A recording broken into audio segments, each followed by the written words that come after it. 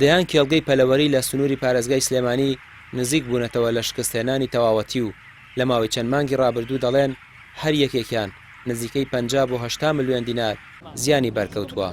حکومەتیش هاوکاریان ناکات و ڕێگریش ناکرێت لە هەولدەکردنی مریشکی بەستوو.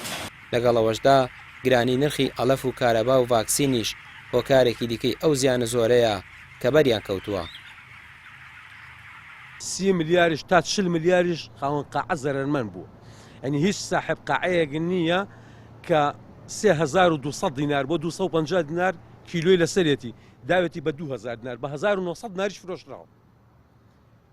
ئێمە مریشکەمان هەموو ئەڕوا بۆ جنوب. ئەگەر نەڕاتە جنوب و ڕێگەمان نەبێ و لێرە بازارێکی بوامان بۆ دابین نەکەن هەموو تووشی زەرۆر زیانە بێت. بەڕاستی یعنی زەرۆر زیانێکی گەورەش نەک بچوو.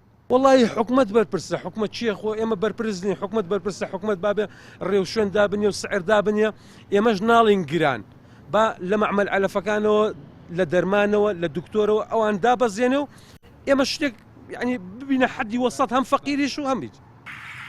سەرۆکی کۆمەڵەی کێڵگە پەلەوەریەکان دەڵێت زیاتر لە 1 ملیار دینار زیانیان بەرکەوتووە. ئەگەر ڕێگری نەکرێت لە بازرگانە چاوچنۆکەکان بۆ قەدەغەکردنی مریشکی بەست و زیانی زیاتریان بەردەکەوێت. لە کاتێکدا لە ناوچەکانی خواروی عێراقیش تەنی ئەلەف و سۆیا $100 دابەزیوە، بەڵام لە کوردستان حکومەت هاوکاریان نییە. نزیکەی 400,000 هەلیکاریان ڕەخساندووە لە کێڵگە پەلەوەریەکان، بەڵام وا بڕوات هەمووی دادەخرێت و بە هەزاران خێزان نامبڕاو دەبێت. هەمووی هەرزان بوو. بۆ نمونە تەنێک سۆیا $770 بووە، ئێستا بە $730. تەنێ ڕۆنزەید بە $2200 بووە، ئێستا بە 1500 بە $1400. ئاردە هەرزان بووە.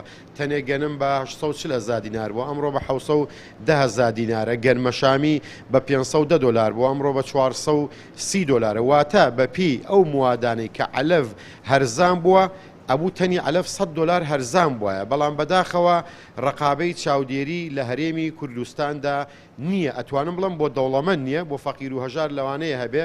ومێد ئەەکەم حکومەتی هەرێمی کوردستان پلانێکی جوانی تۆکمێ هەبێ لەم کاتەدا کە چیلۆیە مریشک 3250 دینار لەسەر شانی خاوەندەواجین تەواوێ، بەڵام لە هەمان کاتدا بە 1900 دینار تا 2200 دینار ئەیکاتە بازارەوە. واتە ئەمە زەرەدو زیانێکی زۆر کوشندەیە بۆ سەر شانی خاوەن پرۆژەکانی هەرێمی کوردستان.